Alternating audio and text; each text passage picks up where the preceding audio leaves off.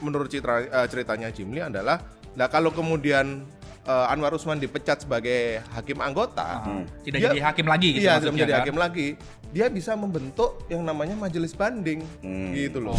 Ada pemberian ucapan terima kasih. Tentu bukan hanya ucapan, Ya, ya kan, ya, tapi Ini juga yang mengajukan itu atau siapa nih yang terima kasih? pihak-pihak yang berjasa lah dalam perkara ini diberikan uang. Wow. Nilainya berapa?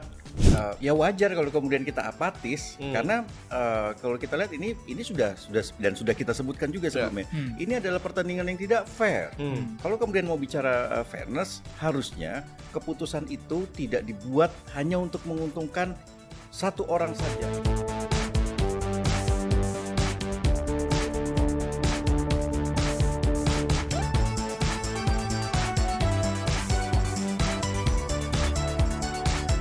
Yo, jumpa lagi bersama kami di Bocor Arus Politik bersama saya Stefanus Pramono. Gua Hussein Abri Dongoran. Dan Raymond Srika. Untuk teman-teman yang belum subscribe, silakan klik tombol subscribe di kanal YouTube Tempo.co. Kalian juga bisa baca laporan majalah Tempo versi cetak maupun versi digital di link di deskripsi di bawah ini. Untuk mendukung jurnalisme berkualitas, jangan sebarkan dan baca konten-konten bajakan karena ada hak ciptanya di situ. Ini ada penonton dari jauh nih. Penonton setia. Penonton setia. Oke. Bocor halus ya Bang. Ada Bang Edi Berutu, Bupati Dairi, jauh-jauh ke sini nonton B apa ini?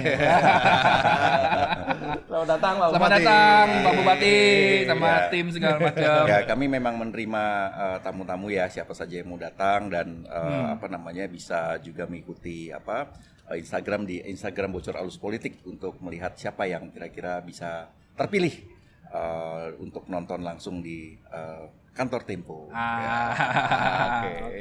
Main apa kita hari ini? Yang panas apa? Yang panas? Yang panas MKMK kali ya. Kita MKMK. banyak di komen bertanya teman-teman Bocor Alus, ceritain dong proses proses MKMK tuh bagaimana gitu kan. Ya udah kita juga cari info lah ya. Ini buat penonton setia ini. Sebenarnya mau dikeluarin minggu lalu tapi Iya. belum dapat infonya minggu lalu. Ada sih Pram. Ada, Udah, tipis-tipis. sudah, tapi ya masih kalau kita di taping paling sekitar 7 menit kan kurang enak gitu.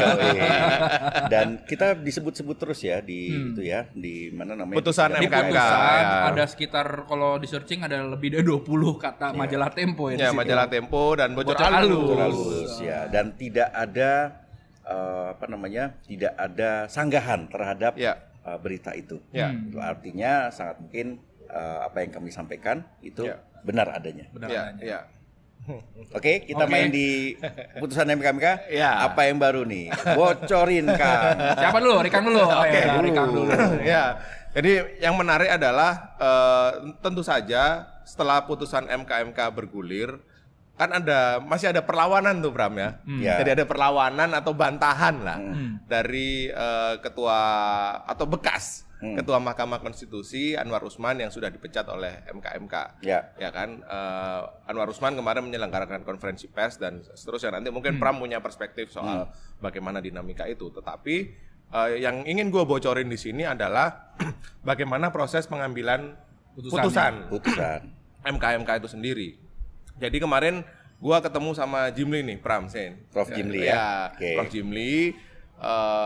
Prof. Jimli adalah ketua MKMK yang memimpin jalannya persidangan, pemeriksaan dan macam-macam. Yang mau gue bocorin adalah bagaimana putusan pemecatan terhadap Anwar Usman sebagai Ketua MK. Dinamika yang terjadi menurut cerita Prof. Jimli adalah hakim-hakim itu kan sudah mengumpulkan bukti, Ya. keterangan saksi, ya kan, dan di situ mereka menyimpulkan bahwa ini ada pelanggaran berat sekali nih, Berat sekali. sekali. Bukan cuma berat, tapi berat sekali ya. sekali dari ketua MK Anwar Usman, gitu kan, terutama soal bagaimana konflik kepentingan itu terjadi selama proses atau masa kepemimpinan Anwar Usman. Oke. Lebih-lebih- Jadi bukan hanya untuk putusan 90 ya, yang menguntungkan keponakannya Persis. Gibran Raka Buming Raka, Persis. tapi jauh sebelumnya jauh sebelumnya itu oke. sudah ada semacam konflik kepentingan yang kayak dibiarkan gitu loh, Bram. Oh, pembiaran. Oke. Pembiaran. Jadi pembiaran konflik kepentingan yang terjadi dan puncaknya adalah putusan 90. Putusan Gitu, dan 90 ya. putusan Yang soal 90. perkara usia capres dan cawapres. Persis. Nah, begitu. Nah ini kalau kita melihat di peraturan Majelis Kehormatan itu kan ada 3 gradasi putusan. Ya. Ringan, sedang, dan berat. Ya. Berat itu tidak ada pilihan lain, adalah pemecatan sebagai hakim anggota. Ya. Ya kan, artinya dia tidak boleh lagi atau tidak bisa menjadi hakim. Hakim gitu MK. kan. Oke, terus. Tapi dalam diskusi di rapat Majelis Kehormatan itu mengantisipasi bahwa kalau seorang hakim konstitusi itu dipecat, maka dia bisa dan wajib mengajukan banding. Nah, posisi di sini adalah Pramsin adalah menurut ceritanya Jimli adalah, nah kalau kemudian Anwar Usman dipecat sebagai hakim anggota, Tidak jadi hakim lagi gitu iya, maksudnya, tidak menjadi kan? hakim lagi, dia bisa membentuk yang namanya majelis banding, gitu loh. Oh, dan nanti orangnya bisa selain 3 ini kan? Iya, persis. Dia bisa membentuk majelis banding dan kemudian memilih orang-orang yang berpotensi untuk membatalkan, menganulir putusan Majelis Kehormatan. Dan ini dibaca, artinya diantisipasi oleh Majelis Kehormatan bahwa jangan sampai ini terjadi. Karena apa? Karena akan berlarut-larut nih masalah putusan 90 dan juga konflik kepentingan di belakangnya gitu. Maka diambillah keputusan bahwa ya sudah, sebagai hakim konstitusi tetap, tetapi dipecat sebagai Ketua MK. Ketua MK, diberhentikan sebagai Ketua MK. Itu dinamika yang terjadi, Pram. Ya, Gitu. oke. Putusan ini memang putusan moderat ya, maksudnya Ya. titik aman lah Nah, dibandingkan tadi moderatnya kan. untuk siapa dulu ya kan? Nah, itu dia tapi kan. Kalau Tempo tentu saja menilai ini harusnya Anwar Usman itu diberhentikan. Persis seperti dissenting Prof. Intan. Prof. Intan. Ya, lagi. Persis seperti itu. Ya. Dan jangan lupa, kita sudah mengingatkan loh dari Juni 2022 ya tahun lalu soal konflik kepentingan Anwar Usman. Ya, gini, kita tidak melarang orang untuk menikah ya kan. Menikah itu sebaiknya jangan dihalang-halangi gitu. Silahkan saja ketika Anwar Usman mau menikah dengan adik dari Presiden Jokowi. Nah, hanya saja ketika kemudian dia bertahan pada posisinya, itu sudah pasti muncul konflik kepentingan. Bagaimanapun ya, ujungnya panjang, soal pemilu, juga soal impeachment dan lain-lain gitu. Itu sudah kami ingatkan sebelumnya. Begitu juga tahun Maret 2023 ya, ketika dia terpilih kembali sebagai Ketua MK, dan di situ harusnya hakim-hakim lain itu mendesak dia untuk mundur. Nah, masalah pernikahan nih, Pram. Dulu gue sempet lah diskusi sama pejabat di MK kan, masalah pernikahan dalam artian adalah adiknya Presiden, Hidayati. Nah, ini membuat para hakim MK resah. Kenapa? Karena di mana-mana Anwar Usman ini selalu memperkenalkan istrinya sebagai ini adiknya Presiden. Jadi bukan ini istri saya, tapi termasuk ini istri saya, ini adik Presiden. Gitu. Ada tambahannya ya. Ada tambahan. Kenapa harus ditambahin gitu Sen kira-kira? Ya kalau secara sosiologis segala macam mungkin biar lebih pede begitu. Lebih powerful mungkin ya. Lebih powerful dan ini membuat hakim-hakim MK agak-agak resah lah ya kan. Ini agak-agak intervensi sedikit lah begitu. Dan ini kemarin juga sempat dilaporkan para hakim kan ke Jimli itu kan di MK kan. Ada curhat lah ya. Curhat dari para hakim ketika ketika diperiksa proses MK itu bahwa ini ada semacam ekspresi-ekspresi kok kurang patut begitulah ya, karena itu bukan kurang lagi, itu tidak patut. Patut. Karena dalam misalnya yang muncul adalah dalam forum internasional nih, bahkan forum internasional, ya, gue dengar juga. Para hakim konstitusi di Bali begitu, Anwar Usman ini memanggil Hidayati ke atas panggung begitu kan, dan mengenalkan Hidayati sebagai istri dan kemudian kerabat Presiden Jokowi gitu, dalam sebuah forum internasional begitu loh. Jadi ini kemudian menurut para kolega di Mahkamah Konstitusi ini kok rasa-rasanya tidak patut gitu Tidak dalam patut atau mempermalukan lembaga. Nah, itu dia. Ada dua, Pram. Yang benar dong.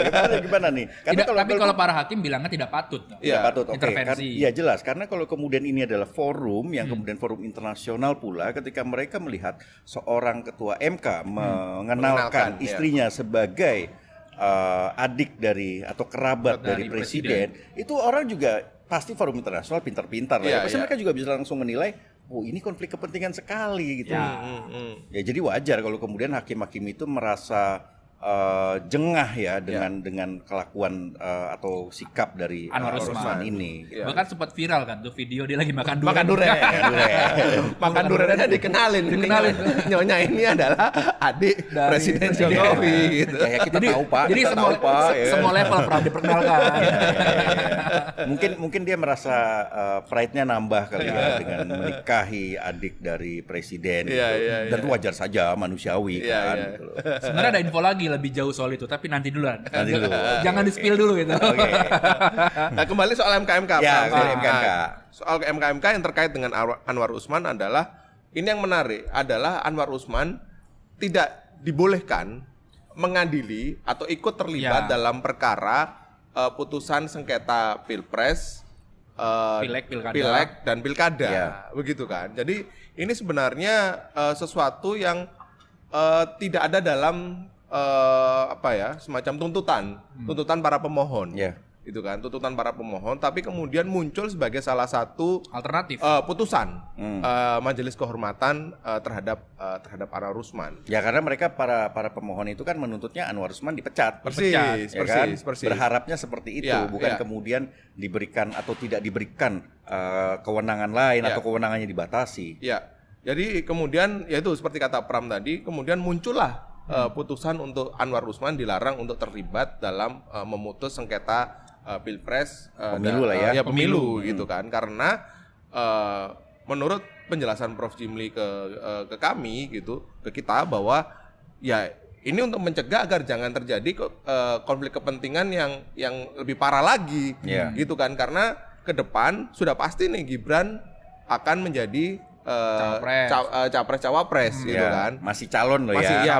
masih calon, dan ketika bertanding besok 14 Februari ada kemungkinan kan menggugat atau mengajukan sengketa hasil pemilu, Ya. gitu kan. Ditambah dari PSI kan. Persis, dan PSI kemudian, juga, yang targetnya 9% itu. 9% dan di sini ada PSI yang juga merupakan Ponakan dari Anwar. Anwar Usman. Jadi kalau andai kemudian PSI gitu ya mengajukan sengketa hasil pemilu atau mengajukan gugatan ke Mahkamah Konstitusi, ada potensi konflik kepentingan juga seperti halnya putusan 90. Ya. Itu dia. Pelik ya rasanya ya kalau kita Itu lihat dia. ya, hubungan pernikahan ini kemudian merembet Kemana-mana gitu, kan. sampai kemudian harus ada Atau jangan-jangan nih sudah diskenariokan dari tahun-tahun lalu, Pram. Oke, tadi udah dijelasin Prosesnya. soal prosesnya ya. Tapi kalau kita melihat dalam putusan itu kan Jimli menyebutkan bahwa ada pihak luar yang mengintervensi. Nah ini publik bertanya-tanya, siapa pihak luar itu? Apa informasi yang lo dapetin, Sen? Ini menarik sebetulnya putusannya. Ini terkesan Jimli melempar bola panas ke publik kan, Nah. menebak-nebak siapa yang akan intervensi seperti itu. Tapi kalau misalkan teman-teman menyaksikan Bocor Alus 2 episode sebelumnya maupun majalah Tempo, di situ kita sudah menuliskan dengan jelas Kang, bahwa itu adalah perwakilan istana yang melakukan pendekatan, intervensi, lobby maupun komunikasi kepada Anwar Usman, yaitu Pratikno lagi begitu. Gitu.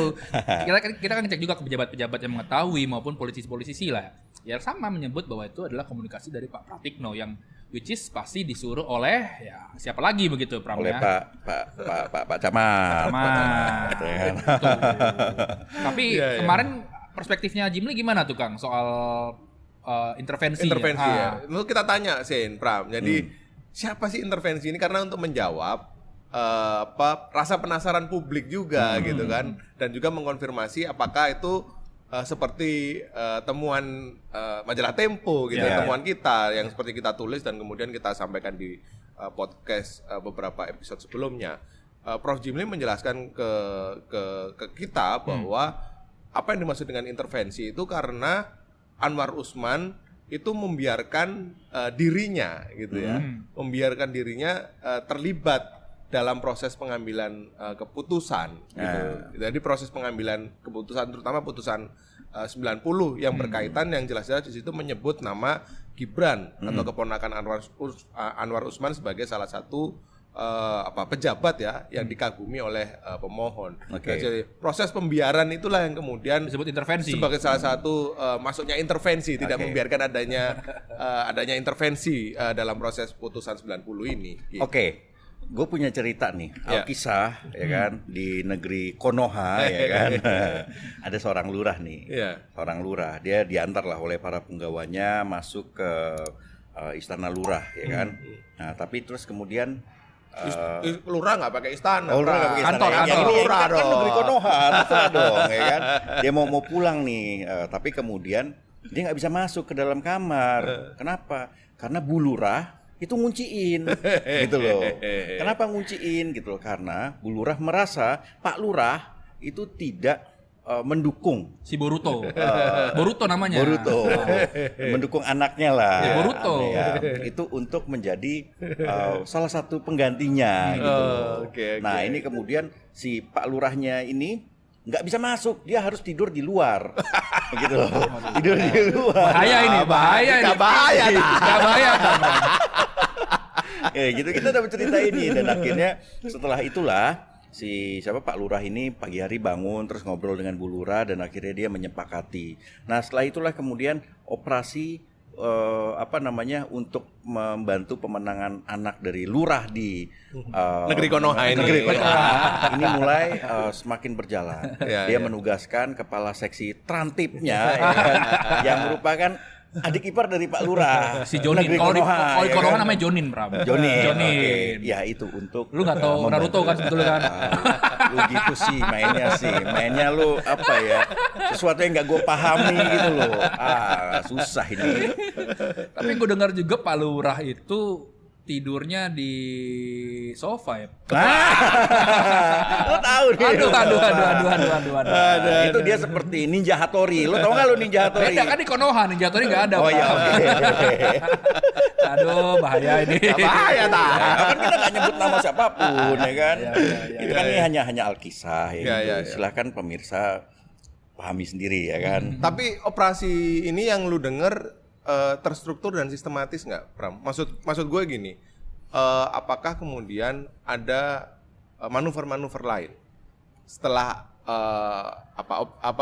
segala peristiwa ini terjadi gitu? Gimana itu, Pram? Sudah pasti Bapak Rikang, ya kan? Kita sudah mendapatkan beberapa informasi bahwa ini operasi yang dijalankan dengan sangat rapi. Sebenarnya nggak rapi juga gitu. Kalau kita lihat kan di belakang kan keteteran tuh, kelihatan banget. Tidak ada jalur untuk bagi Anwar Usman untuk berkelit. Ya kan, ini yang tidak diantisipasi. CCTV ketangkep juga kan, yang dia hari libur masuk gitu.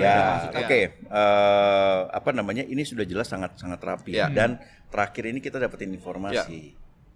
Ini paling gampang deh, bahwa memang ada skenario yang disusun, mulai masuknya gugatan, kemudian sampai ada lobby-lobbynya, dan lobby-lobbynya juga kabarnya informasi yang kita dapatkan ini melibatkan juga kerabat yang lain. Ada kerabat yang lain juga yang terlibat. Nah terus kemudian setelah ini semua selesai, ada pemberian ucapan terima kasih. Tentu bukan hanya ucapan, tapi juga ini yang mengajukan itu atau siapa nih yang terima kasih? Pihak-pihak yang berjasa lah dalam perkara ini diberikan uang. Nilainya berapa? Gue bilang paling banyak itu tidak sampai 10 miliar lah. Lumayan loh. Ucapan terima kasih ya, Bram? Ucapan terima kasih dan tanda kutip. Karena telah berjasa membantu membuka pintu lebar-lebar, menggelar karpet merah. Tapi ya ini kan Hakim MK banyak yang menyebut diisi oleh para negarawan begitu ya. Tapi dengan temuannya MK fakta yang sangat telak lah ya kepada Anwar Usman, kok rasanya nggak ada budaya malu lagi di para negarawan ini ya, bahkan mengutip nama-nama Tuhan segala macam. Itu gimana tuh? Gua rasa kalau situasi ini terjadi di negara-negara yang menjunjung etik sebagai sebuah panduan tertinggi oleh pejabat negara, gua rasa udah pasti mundur gitu kan. Udah pasti di negara-negara yang menyadari bahwa etik itu adalah suatu hal yang penting dalam karir mereka gitu kan. Tapi di sini dalam konteks kasus Anwar Usman, dia bukan hanya kemudian secara sukarela mengundurkan diri, enggak. Bahkan Anwar Usman menggelar konferensi pers begitu kan, dan menyatakan bahwa ada upaya-upaya yang ingin membunuh karakternya dengan pemberitaan, dengan informasi dan seterusnya. Loh, menurut gua ya itu tadi budaya malu di negara kita ini dalam konteks Mahkamah Konstitusi sudah nggak ada lagi gitu loh. Mestinya dia secara gentle mengakui bahwa ada proses yang keliru dalam pengambilan putusan 90 dan juga sebelum-sebelumnya ketika dia menjabat ketua MK dan menikahi adik presiden, itu kan sudah pasti seperti kata Pram tadi, sudah pasti menimbulkan konflik kepentingan, dan kemudian terbukti itu dalam putusan 90 sudah tidak bisa dicegah, dan kemudian dia diputus bersalah dan dipecat sebagai ketua MK, bukan malah kemudian mengundurkan diri sebagai hakim konstitusi, tapi malah membela diri. Ini sudah menunjukkan bahwa budaya malu itu nggak ada sama sekali. Ya, tapi lepas dari budaya malu itu, gue menilai begini, gue memperkirakan ya, ini analisis kalian. Kenapa dia tidak mundur saja? Satu, ini pasti sudah dikonsultasikan keputusannya itu, ya kan? Dan tidak mungkin kalau keputusan dia untuk mundur atau bertahan itu tidak dikomunikasikan dengan istana. Itu sudah pasti.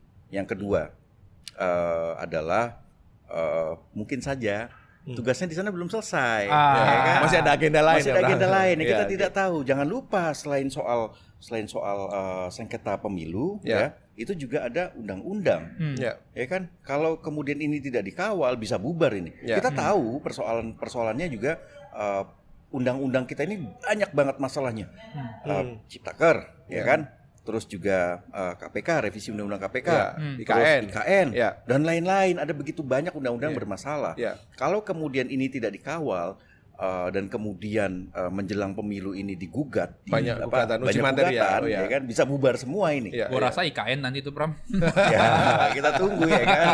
Makanya posisi ini masih diperlukan sekarang. Tidak strategis kalau kemudian meminta Anwar Usman untuk mundur.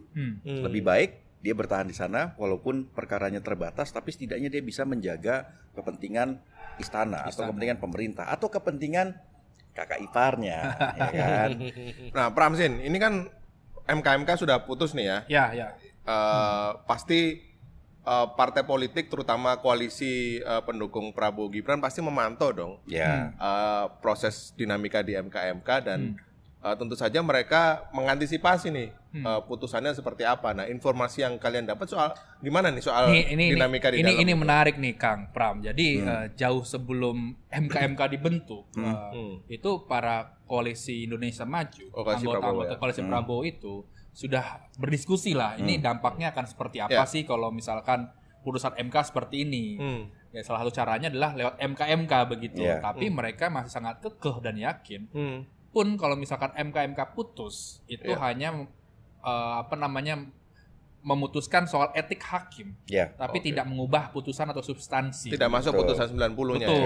Betul. Makanya kan kalau kita perhatikan beberapa politikus dari koalisinya Prabowo itu kan bilang putusan MK tidak mengubah putusan 90 dan lain-lainnya begitu. Atau MK tidak berhak kan mengubah putusan 90 gitu narasinya. Mereka sudah prediksi begitu dan mereka pun membuat suatu tim khusus lah ya untuk memantau proses MK itu berjalan seperti apa begitu. Supaya lagi-lagi kan supaya ini agenda besarnya bisa berjalan gitu kan Pram dan Kang begitu. Artinya partai-partai memantau, betul. Tapi mereka tidak peduli. Karena sudah tahu endingnya kan seperti apa, Pram. Oke. Tidak akan mengubah putusannya begitu. Oke, kalau istana sendiri gimana, Sin? Wah, ini nih bahaya juga nih. Jadi gue ngobrol lah sama beberapa narasumber gitu kan, termasuk ada pejabat di sana. Dia cerita bahwa Jokowi juga memantau betul proses MK ini. Kenapa? Karena ini akan mempengaruhi elektabilitas untuk Prabowo Gibran maupun tingkat kesukaan kepada Jokowi sendiri begitu. Nah, kabarnya, infonya elektabilitasnya Prabowo Gibran itu turun 3-4%. 3-4%. Dan tingkat kepuasan pada Jokowi turun sekitar 6% gitu, 6%. Gitu, Pram.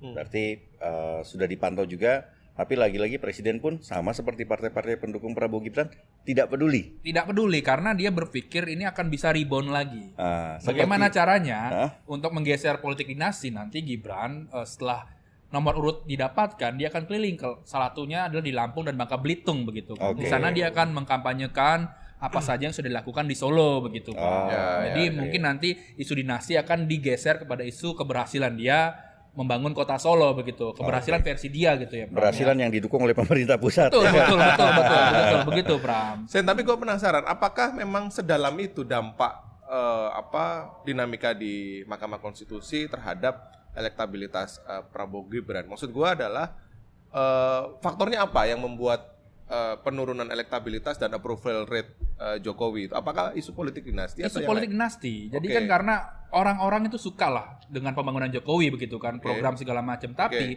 begitu ditanya siapa yang meneruskan Ya. dan itu masuk Gibran, itu orang tidak suka. Termasuk waktu survei soal perpanjangan masa jabatan presiden kan. Oke. Itu juga banyak kan orang suka tingkat kepuasan presiden tinggi, Iya. tapi begitu tiga Ditanya periode, survei, 3 periode. orang nggak setuju Iya, kan, bahkan iya, mayoritas. Nah ini hal ini terjadi lagi. Oke. Dan apa ya, ini kan pemerintahan sekarangnya pemerintahan survei kan, mereka sangat memantau survei dan kan. Kemarin tuh gue ketemu lah beberapa orang pejabat gitu kan, dia cerita siapa sih yang menjadi orkestrator atau orang yang menjadi ngingetin, kapan survei nih gitu kan, Pram lu kapan survei ke lembaga survei A misalnya, Kang lu kapan survei lembaga survei B begitu, lagi-lagi Pratikno. Oke. Itu yang aktif sekali memantau kapan survei itu keluar begitu.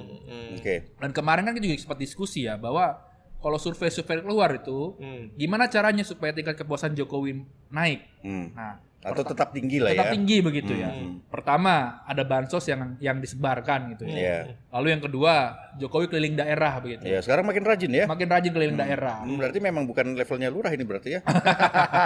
Itu Bram. Jadi mereka cerita begitu. Makanya nanti jangan kaget kalau misalkan survei keluar di Desember atau Januari, approval rate-nya tinggi gitu, Bram. Karena sudah ada upaya-upaya supaya wah presiden kita merakyat sekali gitu, Bram.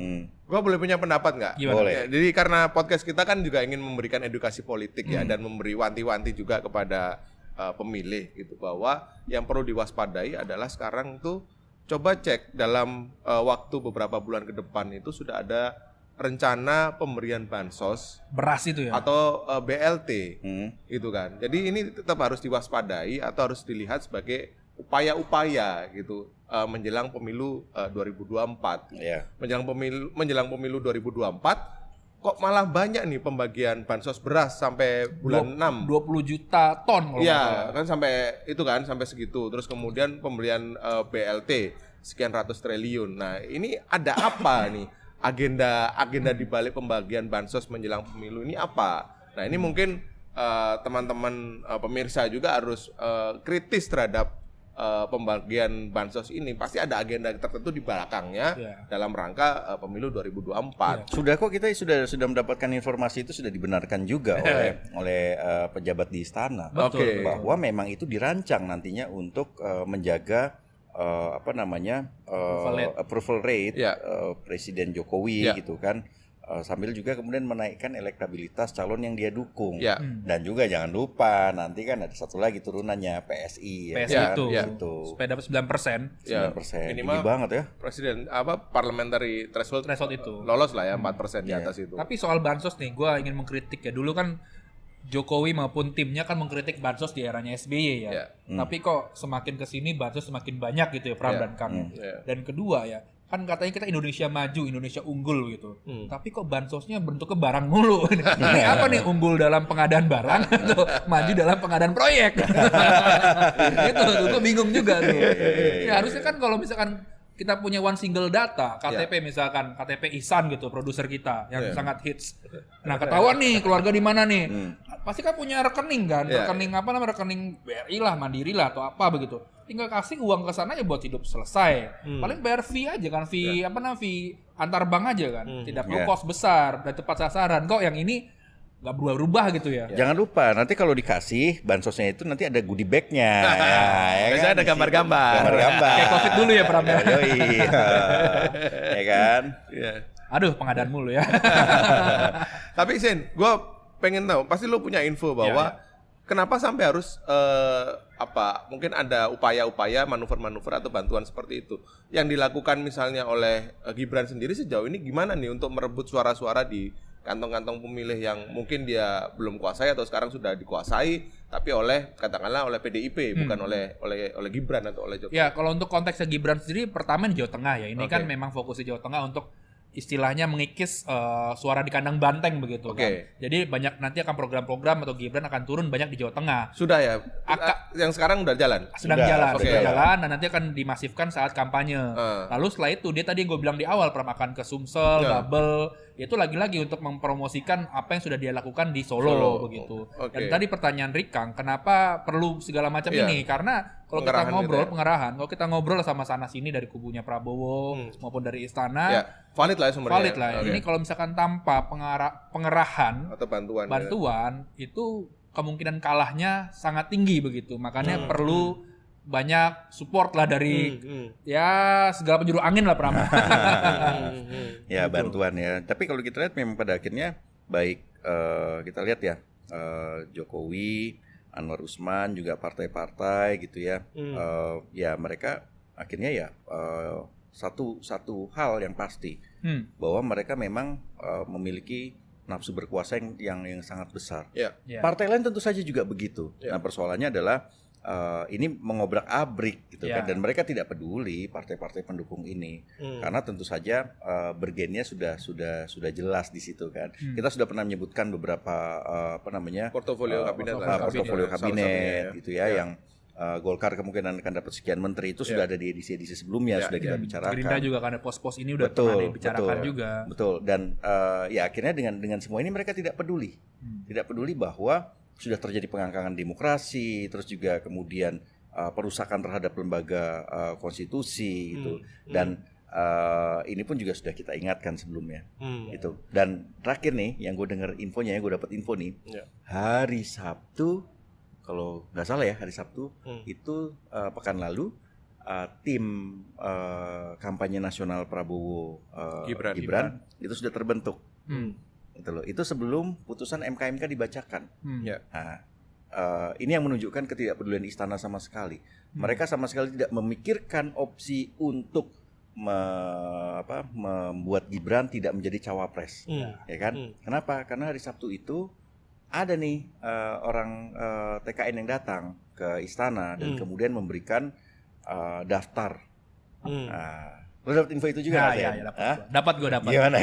Dikonsultasikan itu ya? Konsultasi draft-draftin nama-namanya. Nama-nama itu ini yang cocok segala macam. Bahkan ada menteri-menteri yang nggak usah masuk di dalam tim itu kan, karena nanti akan mengganggu roda pemerintahan begitu. Nah, gue nggak percaya kalau soal tidak mengganggu roda pemerintahan. Tapi mereka pasti akan ditugaskan untuk hal-hal lain. Kan seperti kita bilang kemarin kan episode sebelumnya, tim bayang-bayang ini bahaya. Banyak sekali bayangnya.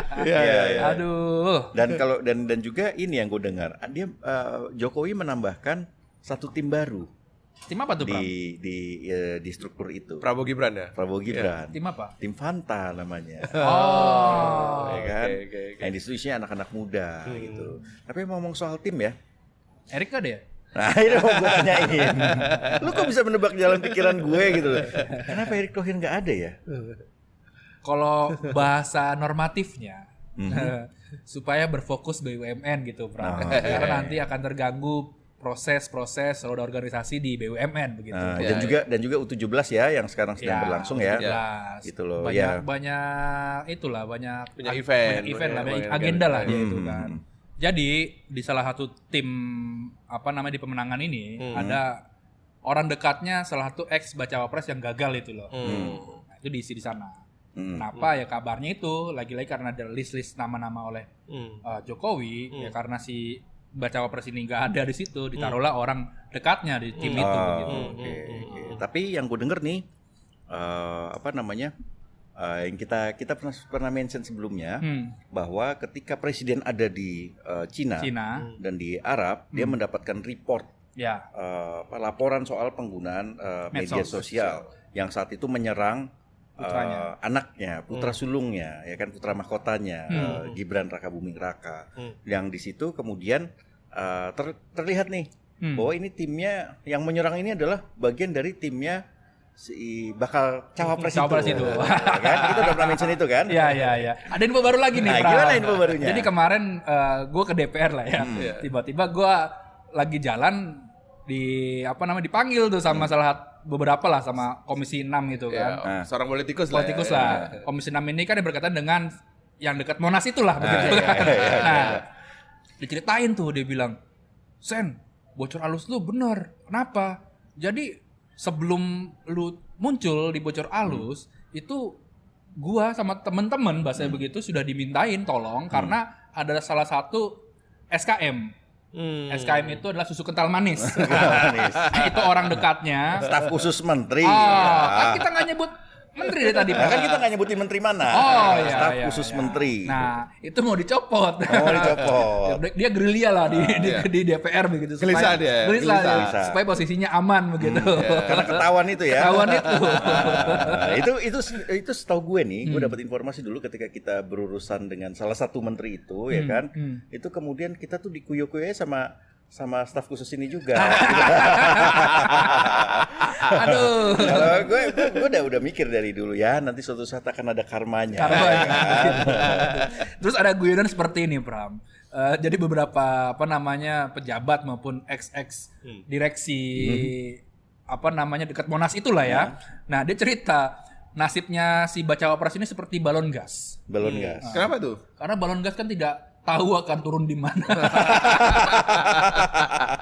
Ya, bisa jadi nyangkut di pohon, gitu kan. Bisa juga meletus gitu. Ya kan? Keinjek orang gitu kan, kegiles gitu ya. Pram, nih gue mau tanya nih, di luar sana gitu ya, diskusi-diskusi itu berkembang bahwa pihak-pihak yang mengkritik proses terjadinya pemilu ini adalah orang-orang yang apatis terhadap pemilu. Menurut lu gimana? Ya wajar kalau kemudian kita apatis, karena kalau kita lihat ini sudah dan sudah kita sebutkan juga sebelumnya. Ini adalah pertandingan yang tidak fair. Kalau kemudian mau bicara fairness, harusnya keputusan itu tidak dibuat hanya untuk menguntungkan satu orang saja yang dia mengaku dia menyebut dirinya sebagai bocil gitu kan. Ini bukan soal satu orang, tapi ini soal satu negara dan bagaimana kemudian konstitusi atau Mahkamah Konstitusi juga diudak-aduk hanya untuk memuluskan jalan penguasa terus melanjutkan kekuasaannya. Itu benar-benar menurut gue sudah menimbulkan apatisme yang luar biasa dari publik. Harusnya seperti itu. Dan kalau kita melihat ya, ini sekarang berkembang juga narasinya bahwa ini karena Jokowi berkhianat karena PDIP begini, terus kemudian ada banyak lah macamnya. Kalau menurut gue begini, ini bukan soal Jokowi melawan PDIP atau melawan Megawati saja. Itu biarlah menjadi urusan mereka gitu kan. Tapi persoalan besarnya adalah ini ada orang yang sedang merusak negara. Dan kita masuk mendiamkan sih ketika konstitusi kita kemudian diacak-acak gitu kan, hanya untuk memuluskan kepentingan satu orang gitu. Ini baru permulaan ya, Pram. Baru permulaan. Nanti kemudian ke depan seperti sudah juga kita sebutkan akan ada pengerahan lembaga negara di situ untuk memuluskan calon tertentu yang kita sudah tahu siapa gitu kan.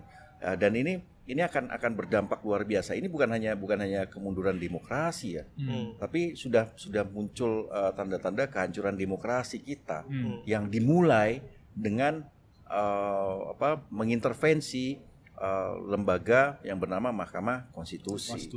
Dan ini berat. Kemarin gue ketemu dengan beberapa alumni sekolah gue gitu ya, dan mereka tanya apa yang harus dilakukan. Ya pilihannya adalah lu mau diem aja atau lawan. Kalau gue cuma bilang begitu. Tidak spesifik mendukung calon tertentu, tidak. Tapi apa yang sudah terjadi ini merupakan catatan sejarah yang luar biasa hitam ya. Bukan hanya merah, kelam gitu loh. Bagaimana mungkin reformasi ini kemudian menjadi berantakan. Sangat berantakan. Produk reformasi adalah MK salah satunya, dan ini kemudian dirusak oleh orang yang nggak paham soal reformasi. KPK juga salah satu produk KPK juga reformasi juga. kan? Jadi Ya, gue sih tetap berharap lah tidak kelam-kelam banget gitu ya. Tapi berat kayaknya ya. Kerusakannya udah terlanjur parah ya, Pram. Iya, parah banget. Menurut gua parah ya. banget. Kita butuh Batman memang. Tapi menarik juga soal tadi Pram jelasin ya. Gue juga sempat ditanya tuh soal kita milih siapa nih Sen di 2024 nanti. Golput apa enggak? Nah, kalau misalkan tadi nyambung soal apatis, janganlah golput begitu ya. Karena kenapa? Karena nanti kalau golput, suara kita yang tidak memilih, suara orang yang tidak memilih, bukan suara kita. Suara orang yang tidak memilih itu nanti akan diarahkan ke calon-calon tertentu begitu kan. Akan ada potensi kecurangan itu, dan itu kan pola-pola yang memang sudah biasa terjadi gitu kan, Pram dan Kang kayak gitu. Makanya ya kita harus seksama, apalagi kan ini kan pemilu di mana diisi oleh para anak muda 52% begitu.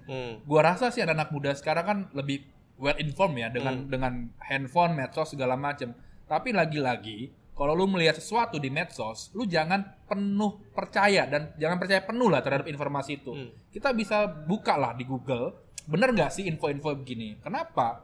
Gua belakangan ini apa ya? Politik itu bukan hanya sekedar joget-joget. Politik itu bukan hanya sekedar nyanyi-nyanyi. Politik itu jangan kebijakan. Misalkan lu dikasih kemasan bagus soal nyanyi-nyanyi maupun joget-joget, lu terkesima. Lu memilih itu. Tapi nanti begitu ada satu kebijakan yang merusak dan memberatkan rakyat, apakah mereka menerima suara demo kita? Begitu sih Pram dan Kang. Jadi nggak hanya joget-joget gemoy-gemoy gitu ya. Bukan gemoy loh. Bukan hanya gemoy, maksudnya lintas partai kan Gemoy itu gemoy. lintas partai itu kan rata-rata sekarang begitu kan. Iya, dan gue juga sudah melihat bahwa anak-anak muda ini memang perlu lebih bijak melihat ya. Karena kalau melihat lu kemudian harus memilih partai yang mana, partai yang kemudian mendukung dinasti, apakah kemudian partai yang mengaku sebagai partai anak muda tapi kemudian ternyata cara berpikirnya adalah orde baru, ya kan, yang melanggengkan dinasti politik, mengkarbit pemimpin dan lain-lain gitu. Karena berbicara anak muda juga kan, begitu lu lulus kuliah, lu melamar kerja nih, itu kan perlu proses. Nah, tiba-tiba ada rekan lu katakanlah satu kampus gitu kan, keterima di perusahaan ternama, ternyata ada keluarganya di dalamnya, dalam situ kan. Pasti kita kan akan apa istilahnya, kan menyinggung atau nyinyir lah bahasanya.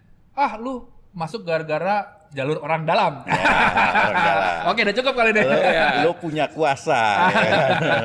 Jadi lo bisa melakukan apa saja gitu. Ya kecuali lo memang kompeten.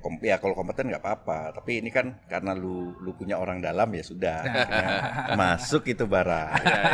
Udah ya. Udahlah banyak nih bocoran nih. Udah cukup panjang.